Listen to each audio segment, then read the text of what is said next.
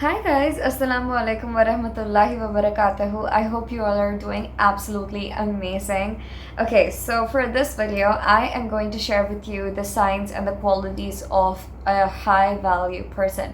Now, before I get started, I remember all my videos, and I remember that in one of my videos, I mentioned to you all that there is no such thing as a high value or a low value person because I didn't see how it benefited people's self-esteem to categorize people into, high value and low value, especially based on how much they have achieved in the dunya, but not really adding to those definitions whether they're a good human being, whether they're doing something that's accounting up to their akhirah, a good one, a good akhirah, and all of that.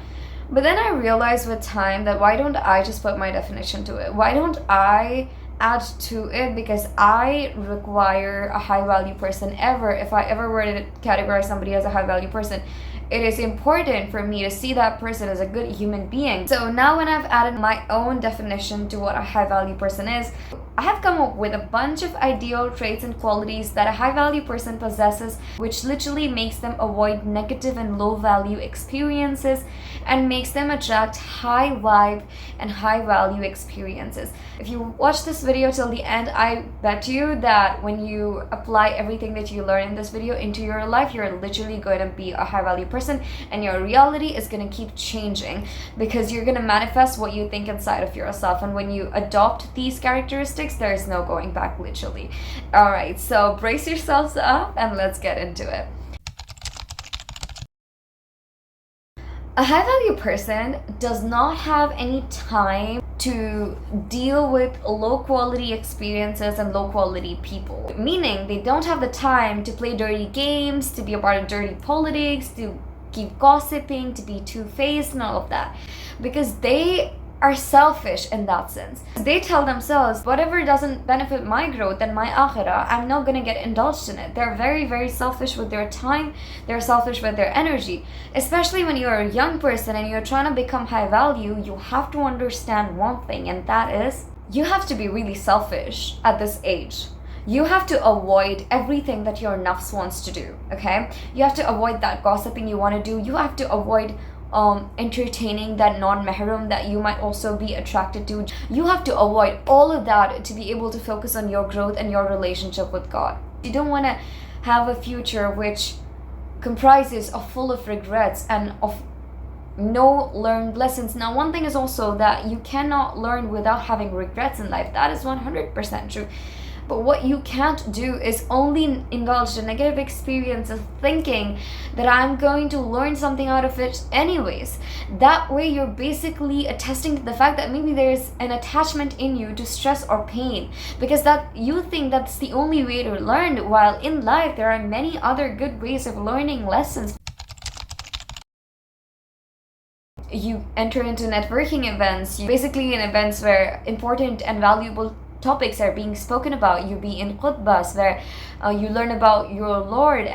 So you learn about the important things and important aspects of your life and people, and you learn about your Lord most importantly, and you learn about yourself, right? So you can also have good experiences and learn from them. And a person with a learner's mindset basically learns from anywhere and everywhere, okay? People always complain about their institutions and they say that, okay, my institution basically doesn't teach me anything. But I bet you that if you have a learner's mindset, you're gonna literally learn everything. I have heard so many cases of people dropping out of these universities, which are like really just known to push out quality scholars and stuff like that, and to basically brush up students. But I have also seen that some people have studied really simple colleges, but then they end up doing so much in life. Some people are college dropouts. Now, is it every time that one has to be a college dropout in order to succeed? Not necessarily. But I'm saying that these institutions, they do not add to a person's value. This person adds to the institutions, right? This person, when they're a high value person, they add to everywhere they go into because they have a learner's mindset. And the fact that one of the best things about that is that They don't just want to learn from their environment, but they contribute to their environment, there are people that are so successful at life that literally there are people that want to know which college they went to, and then the college they went to is known because they went to that college. They don't necessarily believe that staying in miserable positions and situations and staying in negativity is going to yield the best results out of being in that situation, and it's going to be worth it, because in the end of the day they're at least learning how to be tough and all of that.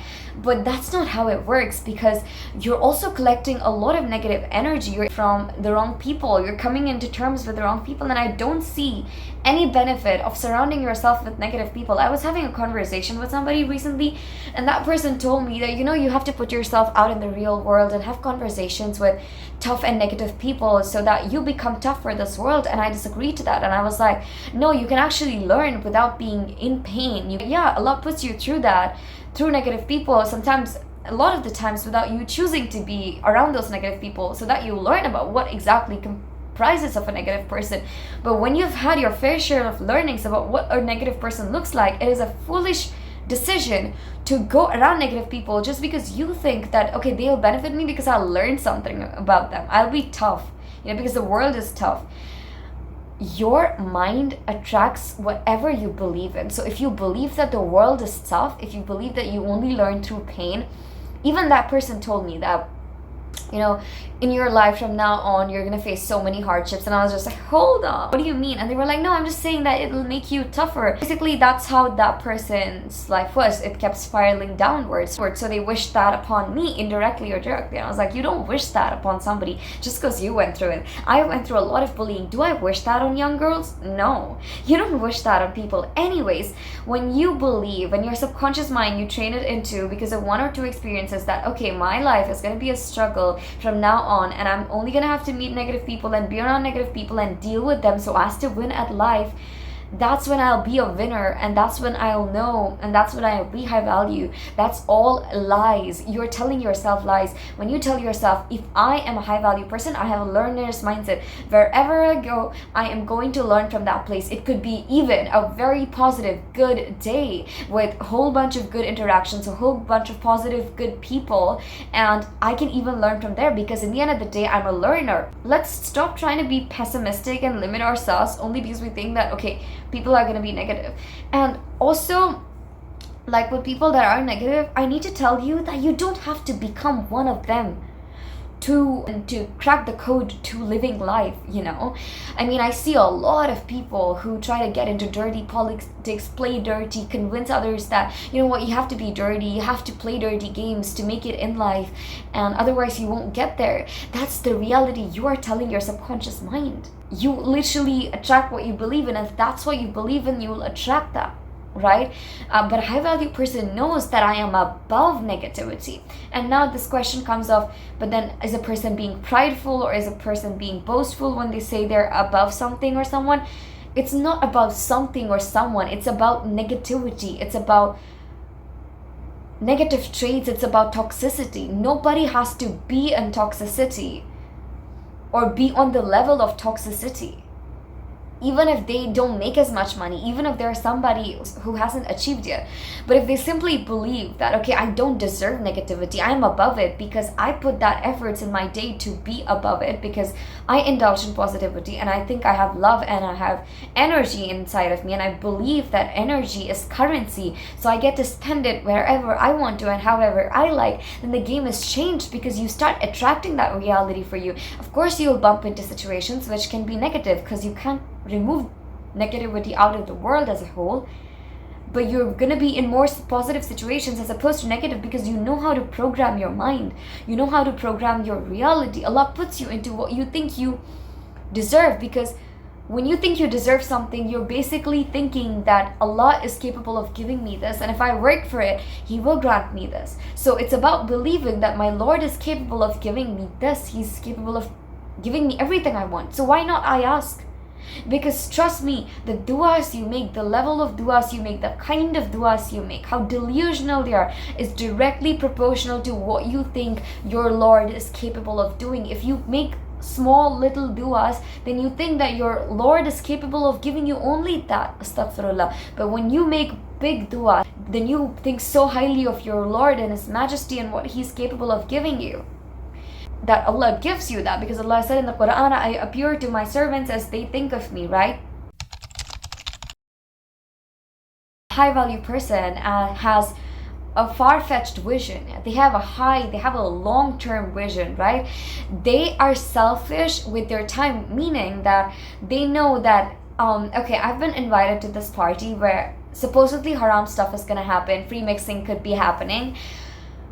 I can do that, or I can sort of just go to this networking event, which sort of will make me nervous, but it is way more formal, and I'll at least get to learn something. It's an educational thing. It's gonna help my soul grow. A high value person, even if they don't feel like going in, their nafs pulls them towards the first option. The high value Muslim especially gets pulled towards the second option, because knowledge is power, okay? And knowledge is above wanting to be miserable.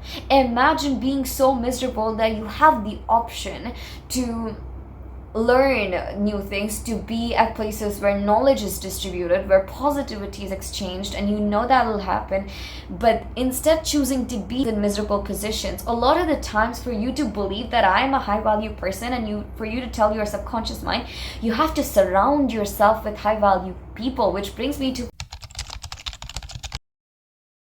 that high value people recognize other high value people. High value people surround themselves with high value people. High value people follow high value people, okay? So I was a part of this networking club called Toastmasters, right? And I used to, every time I would walk up to the stage and deliver a speech or speak or anything of that sort, every time I would get down after it, and anybody after that I would talk to, they would compliment me. Every single person I would meet after that, I would do that with others as well, because that was a very uplifting environment. Everybody were so good. There were people that would mess up, but they would also be uplifted, but they would also be given constructive feedback, but in a very respectful and a conductive manner, and that really contributed to my self-esteem. Even in my college, the kind of friends I would make, the kind of groups I would be in, whenever it was a bunch of high value people, I would be so uplifted. I feel so good after being around them.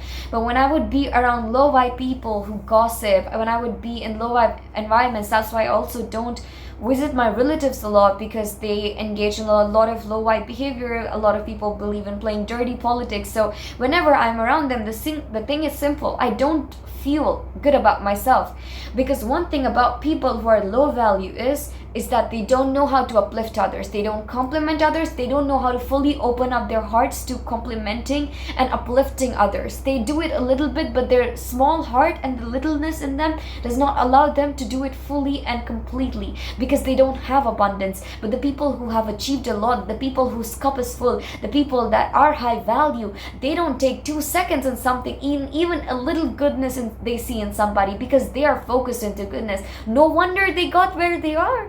They say you are an average of 5 people you surround yourself with. You realize how important and how contagious people's influence in you can be. So these were a few important things I had to really just list down about what high value people are like. I really can guarantee you that it'll contribute immensely to your growth when you apply these things into your life. When you walk into your life keeping these things in mind, they will make you into a high value person. And remember, you are a work of art and a work in progress at the same time. Do not put yourself in categories. I still have a problem with fitting ourselves into categories, and in thinking that, okay, if I'm not there yet, if I haven't earned as much yet, if I haven't gotten my goals yet, if I'm in the journey, maybe I am automatically a low value person, because maybe that's just my reality. But then you need to tell yourself, no, if my mentality, my subconscious mind believes I'm a high value person, if I'm acting like one, my entire materialistic reality around me is also going to one day change. And that's what it takes for you to be a high value person, you guys. Jazakallah khair for watching, and I'll meet you guys in my next video, inshallah. Until next time, take care. Allah Hafiz. Bi aman Allah.